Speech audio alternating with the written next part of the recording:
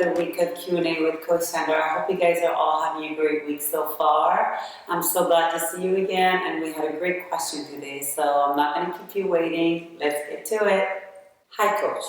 I'm in a lot of debt, and I feel trapped in a corner. I constantly feel guilty and punish myself for being so irresponsible. What do I do? Thanks. Thanks, Kay, for writing in.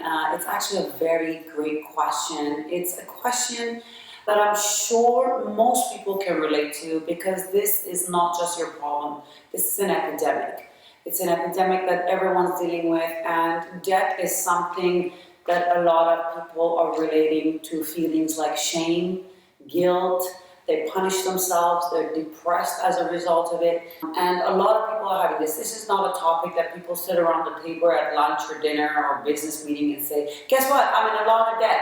It's something that people are hiding, and the more you hide it, the bigger it becomes. It's not talked about. Pretty much the only solution that people have is go to a financial advisor, get a plan and everything, without adjusting emotionally.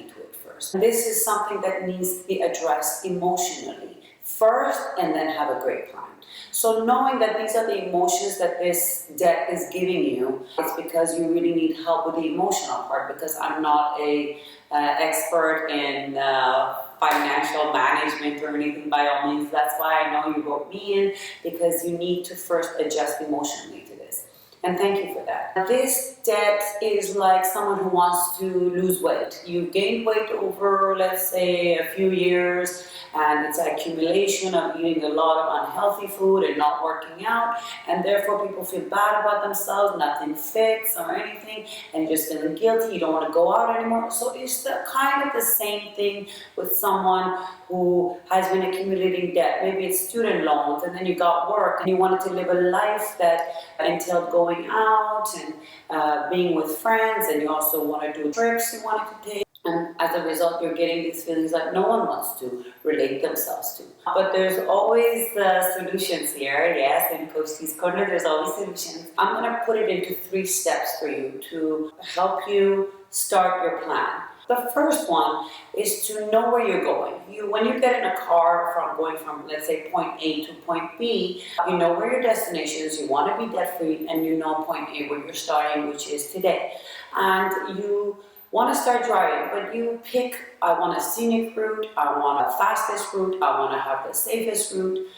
So you choose those based on that, and you fall into that. Whatever else happens along the way, it's not within your control, but you know that you're on your way to point B. What I would suggest to you is emotionally prepare yourself for that trip. It might be a trip to the doctor, actually. It might not even be a fun trip, but because you know what you have to go through emotionally, you prepare yourself for it. Let's say, okay, I want to go through this debt-free thing. I'm determined to do it. Therefore, and if it's just like the weight loss, I know I have to cut some things out of my life in order to get there. So let's say for someone who is losing weight, they want to lose the fat, they have to cut the deep fried stuff, they have to cut a whole lot of sugar out of their diet, and whatnot. And for you, you would have to cut the extra spendings. My formula for that is what I do for myself, and I tell other people to do too, is whenever you want to spend on something, ask yourself this magical question, and it's, do I need this or do I want this? And see what the answer would be, and be really honest with yourself. Do I need it or do I want it? If it's a need, you buy it. If it's a want, it can wait.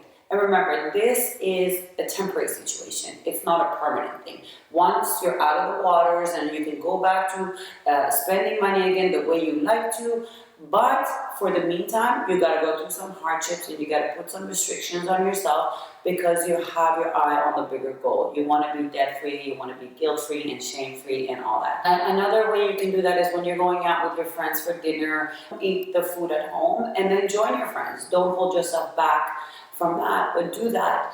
It does save you money. While you're cutting back, you can actually start saving too. So whatever money is coming in for you, take like 10% of that and make sure it's not touched. Every month or every 2 weeks, whatever it is, you can put 10% of that towards your loan. It will accumulate itself as well. It will help in the long run. So you know you're doing something positive there. The third thing I can tell you to do, you can do something to bring money in. Let's say you really like pets and you really like animals, so you can do like dog sitting over the weekend, or doggy walking for a bunch of your friends. It's a little money on the side. Or if you like to work at a coffee shop or something, a couple of days a week, part-time shift here and there, it actually makes you feel more productive, and you know you have a bigger goal, and this is part of something you're doing to help yourself out of that.